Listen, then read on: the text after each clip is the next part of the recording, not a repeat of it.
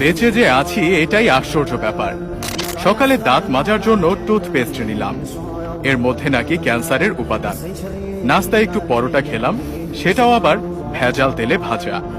সুন্দর দেখে একটা কলা খেলাম, তাও আবার কার্বাইড দিয়ে পাকানো। চাঙা হওয়ার জন্য এক মগ কফি নিলাম, সেটাই নাকি কফির গুঁড়ো কম, তেঁতুল বীজের গুঁড়ো বেশি। কাঁচা বাজারে গেলাম টাটকা শাক সবজি কেনার জন্য, কিনবো কি, সব তো হাইব্রিড সার দিয়ে ফলানো। মশলা আর হলুদ গুঁড়ো নিলাম, ওতে আবার লেড আর ক্রোমাইড কেমিক্যাল মেশানো।